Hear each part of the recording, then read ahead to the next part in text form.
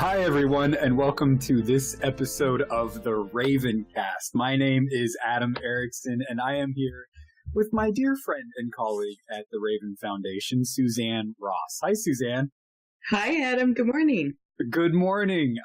So I just want to get people an introduction to what the RavenCast is. We are a product of the Raven Foundation, which is where we talk about mimetic theory and the violence and the conflicts which often divide our nation, our families, and sadly our world. And also we try to develop and promote ways to deal with that conflict. And I'm excited to talk with you today about, Suzanne, about a movie that I think is leading us in a really great direction when it comes to conflict and peace and violence within our world, which is taking the world by storm. It's this movie Wonder Woman. Yeah, it's so popular right now. I know, and I saw it a couple days ago. I know that you saw it last week, and today I couldn't resist, so I'm wearing my favorite superhero on my t-shirt, which is Spider-Man. There he is. The tang right there. So Nice. I don't have a Wonder Woman shirt, but I need to get a Wonder Woman shirt because Wonder Woman may become my favorite superhero after watching this movie. I know. I'm not a big fan of the genre necessarily, though, the first Batman movies I really liked and Superman movies. But when I left the theater, I thought, well, it's certainly the best superhero movie I've ever seen. Yeah. What did you like about Wonder Woman so much? Well, I loved the fact that I believed in her physicality. A lot of times these female leads that are playing these superhero types, I just don't buy into them. Into their that they can physically do what they're showing me that they're doing on the screen. And this young actress just convinced me completely. Gal Gadot, she rocked it. She's a fairly attractive young lady too, I got to admit. Oh my gosh. Like, this movie's not so bad. And as you say, like the physical nature of what she did was just phenomenal. So yeah, it was really fun. Not just in the way that she kicked ass and took names, but the physicality also in the emotion that she expressed through her acting ability was just, it made me believe in this character and made me love this character. The way Absolutely. The way that her emotions just poured through throughout the movie. So, yeah. Right. No, it was great. The other reason that I think we love this movie is because there are violent movies, and we often think, oh, this movie is so bad because it's violent or something like that. But there are movies that are violent, and there are movies that are about violence, right?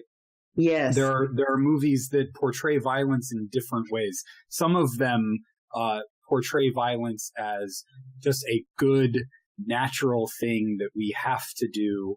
And there are other movies that kind of question violence in certain places throughout the movie. One way of talking about this is Walter Wink's way of the myth of redemptive violence. Right. And I think that's why you and I wanted to talk about this movie in a RavenCast, because it is a movie with violence in it, but it questions some of the tenets of this myth of redemptive violence, which is that, you can easily tell the good guys from the bad guys, and the only thing required to achieve peace is to get rid of the bad guys. And that's what good guys are for. So that certainly, we can just dive into the beginning of the movie, but also I want to say, spoiler alert, because we're going to talk about the whole movie. And if you haven't seen the movie yet, listen wisely. If you haven't seen the movie yet, go see the movie. It's about 2 hours and 20 minutes. We'll wait. Exactly. Okay. All right. You're back. Okay. Let's dive into it. I love the way that the movie bookends this idea that we're talking about. So the first words and the last words belong to Diana Prince, who is Wonder Woman, right? In the first line, she says, "I used to want to save the world, this beautiful place, but I was so naive then." And then at the end of the movie, she talks more about that naivete. And she says, "I used to want to save the world, to end war and bring peace to mankind. But then I glimpsed the darkness that lives within their light. I learned that inside every one of them, there will always be both. The choice each must make for themselves, something no hero will ever defeat.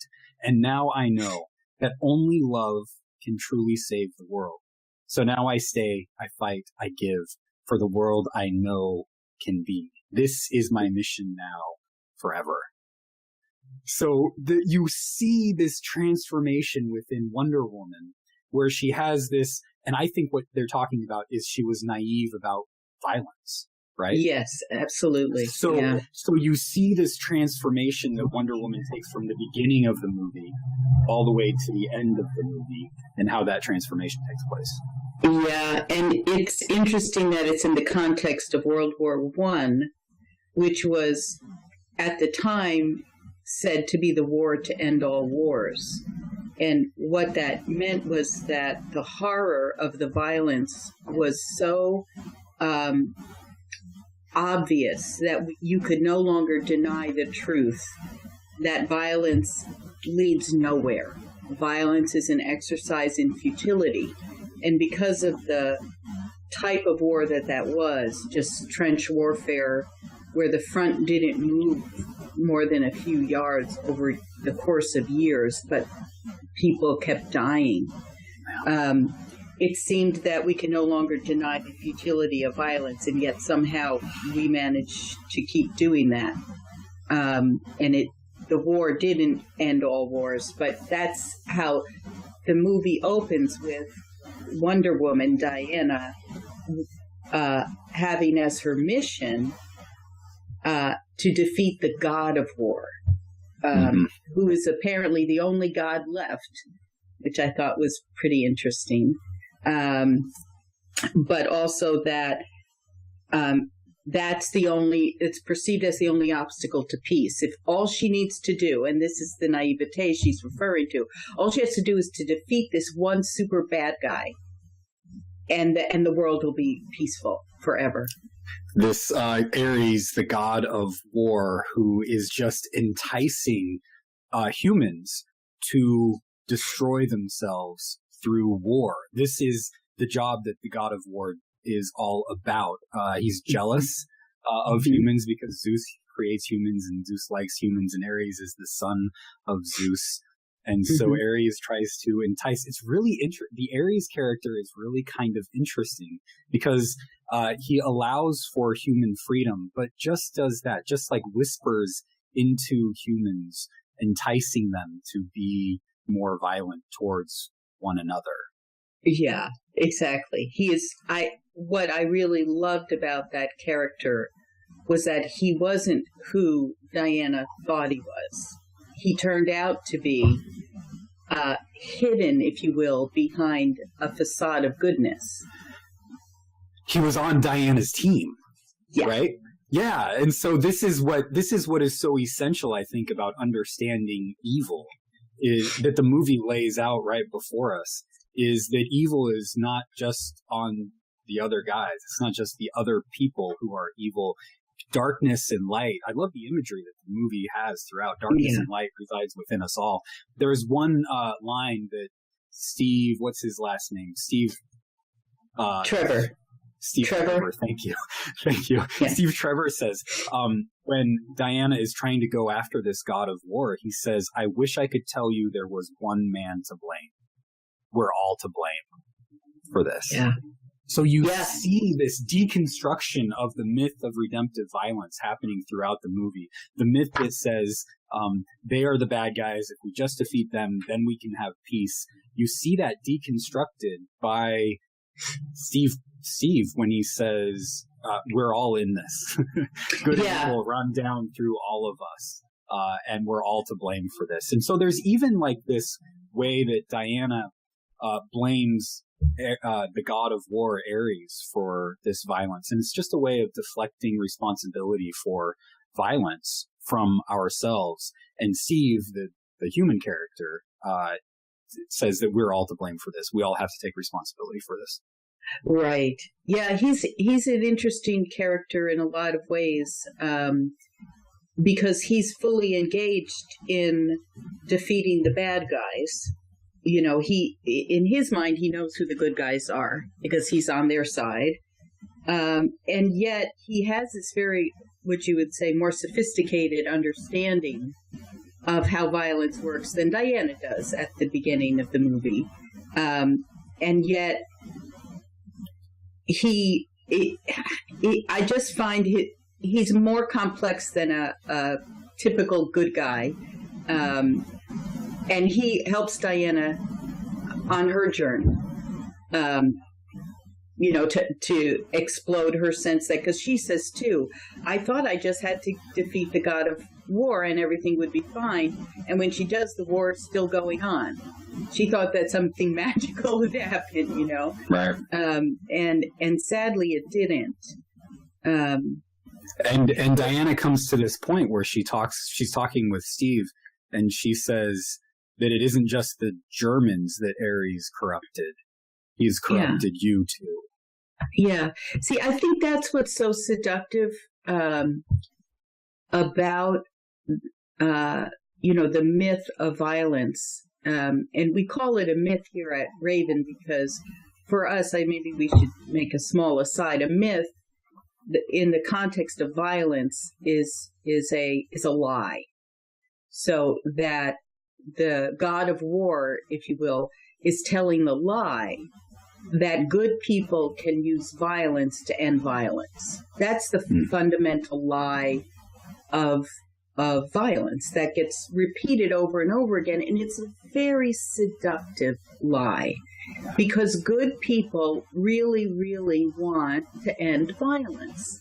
They're not in it like Steve Trevor. He's really, really trying to end the war and to reduce casualties and to, you know, destroy the new weapon that's being developed, this mustard gas, poison gas, you know. And so it's not that people who are using violence to end violence are bad people. And I think that's what Diana understands fundamentally at the end. Meaning that if you're going after bad people, it's really easy to conjure up a big long list of who the bad people are without ever realizing that you're seeing you are the same as they are. You are using violence in the same way they're using it. And once she sees that, her mission changes, which I think is really powerful at the end, the quote that you read, you know, where she says, she has a new mission. You know, it's no longer to be the God killer. It's more of a. I think the movie ends with not in this triumphant way, the way superhero movies tend to end, but in a much more melancholy way. You know, she comes to the point where she sees that her violence is not going to save the world. So her mission changes from being the God killer, the destroyer, to seeing that the only thing that can truly save the world is love. Yeah. And she's transformed in this way by her relationship with Steve. Yeah. Who it's not just a, you know, when I first heard that, I was like, well, what does she mean by love? But it's clear in the context of the movie that what she means by love is what she's been shown by Steve, which is this love that's willing to, as Jesus says, lay down your life for your friends, right? I mean, that's what love is. And Steve ends up performing this act of, I guess you could call it sacrificial love, where he saves a certain village from this gas destruction by taking it up in the air and shooting his gun at it. And he performs this act of self-sacrificial love to save others. Yeah. That's the love that will save the earth. the world. Yes. Yes. And, you and I talked a little bit about that moment just before he fires the gun where there's this very gentle smile on his face. And I've been thinking about that and realizing that that's a really important moment, because what it says is that he is choosing to do this willingly. It's not forced upon him. It's a choice he's making, and it's that choice that Diana says at the end, that we all face a choice. There's darkness in us, there's light. How are we going to act? And the choice also between whether we're going to perceive our own violence as good, whether we're going to employ violence. These are all choices that are messy and complicated and not clear-cut. Every situation has to be approached with a lot of discernment in it. But in this moment, Steve says, I'm willing to give my life to save this community, even though I know it's not going to end violence forever. He has it's a much more limited mission, but he does it willingly. And I think the comparison to Christ there is fairly good, because Christ consistently says, especially in the Gospel of John, I'm going of my own free will to the cross. No one's making me do it. And it doesn't mean you're suicidal, which is why I think that we know Steve is not suicidal, and yet he does it willingly. And I think that's a very important moment in the movie. Some commentators I've heard do say that he commits an act of suicide, and it's not suicide, as you say. It's an act of love. Yes. Towards another. So yeah, right. The other theme that runs throughout this movie that is really interesting is the difference between what we deserve and what we believe. I think it's set up in that way as humans. Diana's mother says they don't deserve you. Yes. So why are you going? And so throughout the movie, you get other quotes where they say things like, these humans don't deserve you.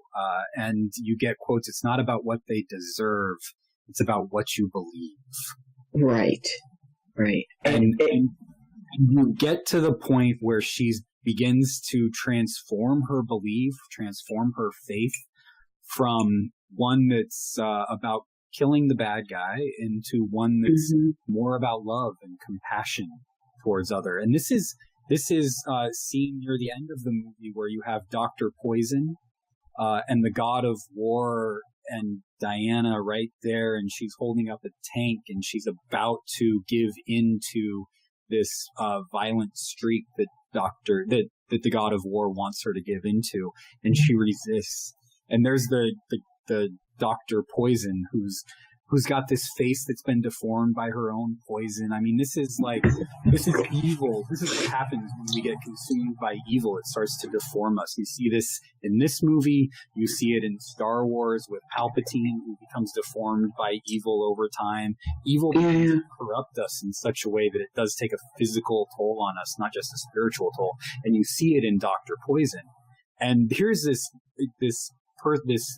evil character who's seen as so bad. And even this character, Diana says, it's not about what she deserves, it's about what I believe. And I believe that love now is the way that the world is going to be transformed, even a love that saves those we call our enemies. Yeah, that was an incredible moment.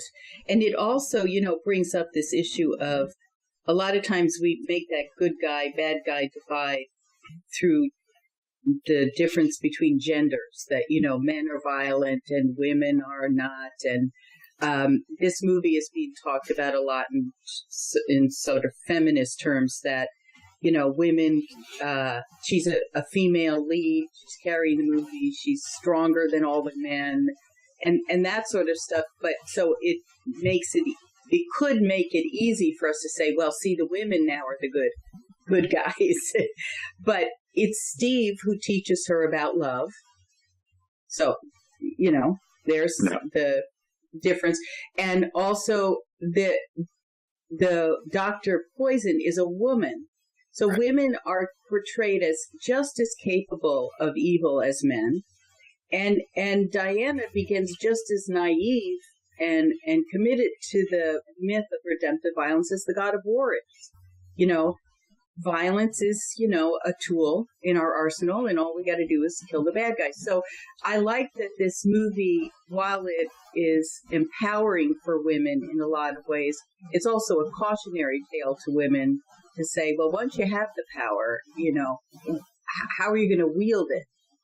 Because it's the same question that men face and that feminists critique men for, because a patriarchal culture has been not very respectful or kind to the gender of women. And so this whole question of where does goodness reside, it's not within one gender or another. It's within the choices that we make when we have power, when we are empowered. And so Diana's journey is a great one. It's a great feminist journey that I wish the girls that are sticking the swords down the backs of their wedding dresses and prom dresses would just watch the movie all the way to the end, and get that sword out of there, because I think Diana's final revelation is that the sword was not the key to saving the world. The other thing that I love about her character is that throughout the movie, she just has this great compassion for the vulnerable and the weak. And you see it in that scene with the baby where she's in this human world and she's never seen a baby before. She's heard about them. She's read about them in books that she read when she was growing up, but she's never seen a baby before. And she hears this cry of the baby and she just runs to it. It's like when she hears the cry of the villagers, and she just runs to them and tries to save them. It's just, she's moved, she's motivated by compassion and love for others. And this is, I think it's a great feminist movie, but it's also a really great human movie. I mean, this is, I want to be more like Wonder Woman. She's inspiring. I mean, the way that her character moves and changes throughout the movie, and how she's always motivated by compassion, but she begins to question her own violence, is just a really powerful character development that happens really well in this movie. So, yeah, I think it does. The movie does an excellent job of questioning the ways in which we justify violence, and we do it